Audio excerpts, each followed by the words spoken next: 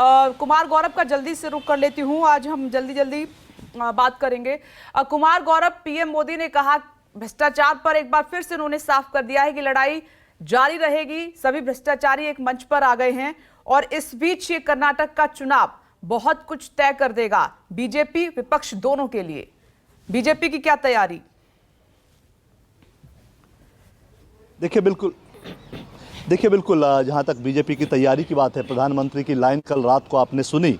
भ्रष्टाचार पे उन्होंने करारा हमला बोला और जिस बात को लेकर आरोप लगातार विपक्ष लगा रही थी कि तमाम अपोजिशन के नेताओं पे कार्रवाई हो रही है, उसे प्रधानमंत्री ने अपनी सरकार का एक तरह से श्रेय बताया कि ये हमारी सरकार का श्रेय है कि अभी तक डिफरेंट जो केसेज हैं उसके तहत ईडी ने इतने लाख करोड़ रुपए वापस किए। पहले ये रिकवरी काफ़ी कम होती थी और विपक्ष के लोग एक मंच पे आ गए हैं क्योंकि क्योंकि भ्रष्टाचारी साथ हैं और उन्हें सरकार की संस्थाओं से, जो देश की संस्थाएं हैं, उससे लड़ना है। तो कहीं ना कहीं मैसेज साफ है प्रधानमंत्री की तरफ से कि आगे सामने जो कर्नाटक का चुनाव है और इसके बाद जो भी राज्यों के चुनाव हैं या अगले लोकसभा का चुनाव है, वो भ्रष्टाचार और परिवारवाद के मुद्दे पे लड़ा जाएगा। इसमें कोई दो राय नहीं है, कोई शंका नहीं है। अभी तक आपने देखा होगा बीजेपी के दूसरे दर्जे के जो नेता थे, खासकर दूसरे कतार के नेता, वो लगातार राहुल गांधी, कांग्रेस पार्टी और तमाम विपक्ष के लोगों पे हमलावर थे। लेकिन कल प्रधानमंत्री ने खुद मोर्चा संभाला और शाम में जो बीजेपी कार्यालय में जो एक्सटेंडेड बिल्डिंग है उसके लोकार्पण समारोह में लगातार उन्होंने विपक्ष पे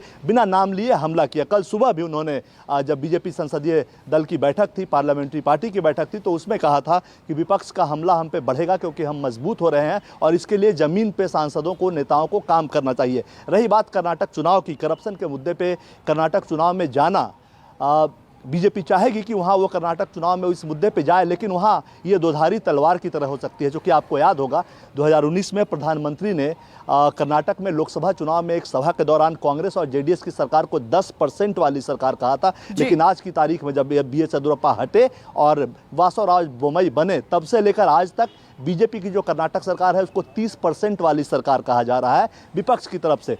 और BS येदियुरप्पा ऐसे पहले मुख्यमंत्री रहे हैं, हालांकि वो अभी नहीं है, लेकिन पार्टी में महत्वपूर्ण भूमिका वहां निभा रहे हैं। कर्नाटक के पहले ऐसे मुख्यमंत्री रहे हैं जो मुख्यमंत्री से इस्तीफा देना पड़ा उनको करप्शन के चार्ज में।